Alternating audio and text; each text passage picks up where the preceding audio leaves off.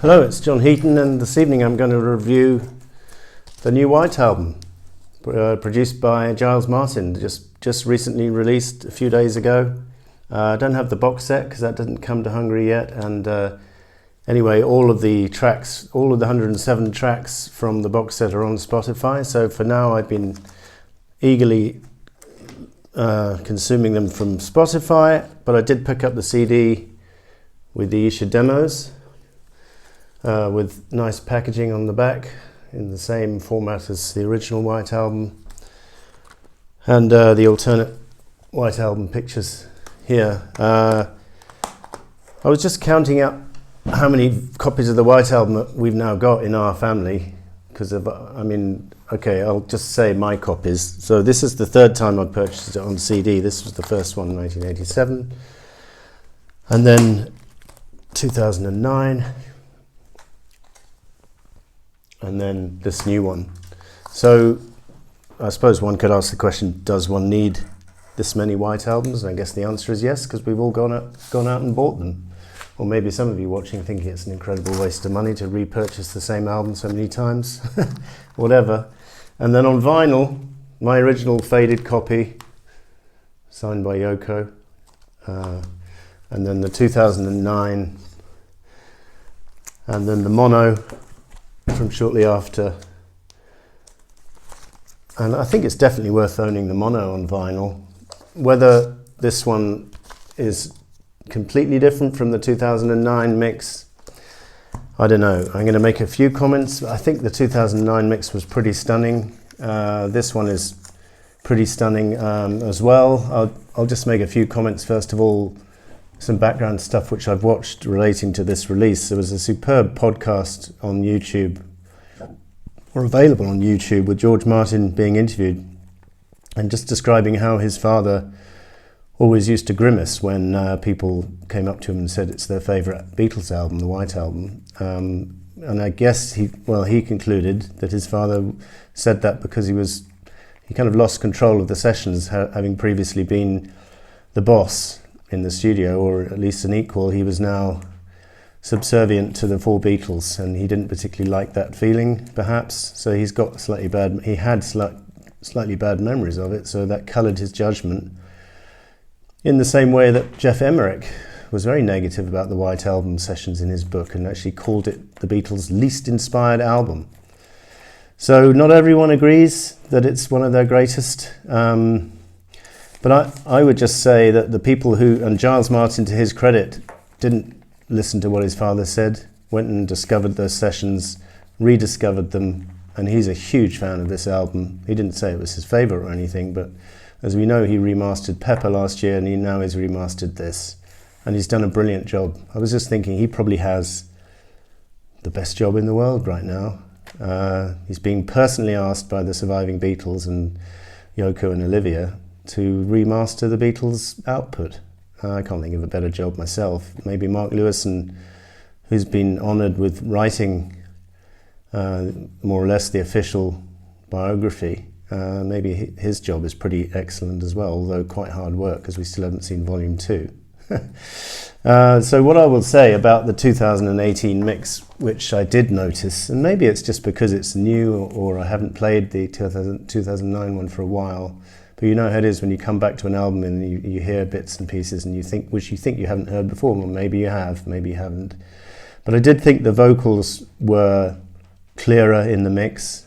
I noticed it in the beginning of Happiness is a Warm Gun in particular, or for example, should I say. I think the backing vocals have been increased in the mix, and I noticed that on the Rocky Raccoon track.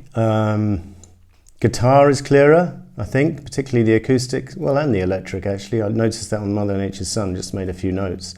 And then the separation, just being able to hear the individual instruments. I particularly noticed it on tracks like Birthday, Sexy Sadie, Everybody's Got Something to Hide, and Warm Gun as well. But I think a lot of this underlines is how superbly produced the original album was, because they've been quite faithful to it.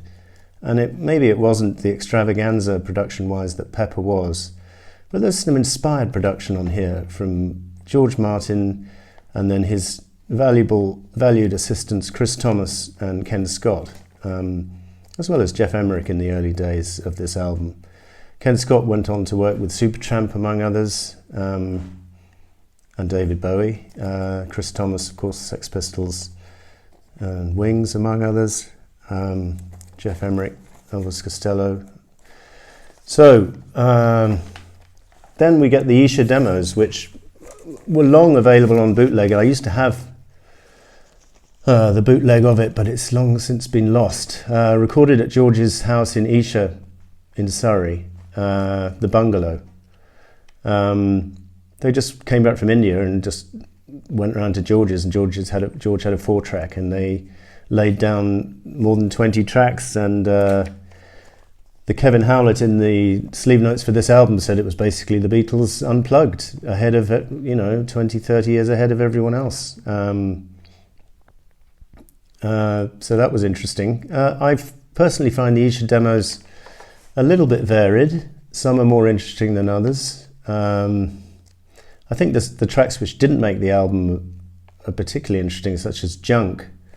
Such a strong number from Paul. I guess they left it out because they had such a plethora of similar superb McCartney tracks already, such as Mother Nature's Son, Blackbird, I Will, that they didn't need another acoustic one. That's my only possible thinking. And Child of Nature, I think John said, was left off because it was too similar to Mother Nature's Son, but that was obviously rescued and turned into Jealous Guy with different lyrics in 71 by John.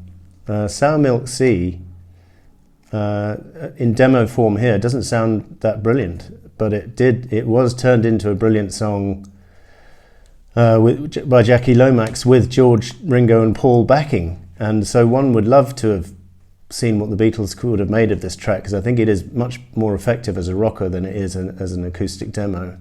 As it is, we already have more or less a Beatles performance with just Jackie Lomax singing. So if one of the others, if George could have sang the lead vocal on that same backing, we would have had what I'm talking about, but what we don't. Circles is a rather dreary track, which thankfully was left off and resurrected by George for Gon Troppo, but it wasn't any better in 1982 than it had been in 1968. It's really not great at all. Mean Mr. Mustard, Polythene Pam obviously turned up on Abbey Road the following year. So it's really interesting, but at the end of the day, Isha demos are what they say they are. They are demos, so I'm not sure how much repeated listening one's going to get out of them, but I'm not slagging them off. I'd obviously much rather have them than not. I just prefer, if I had to choose, I prefer some of the outtakes from the studio to the Isha demos.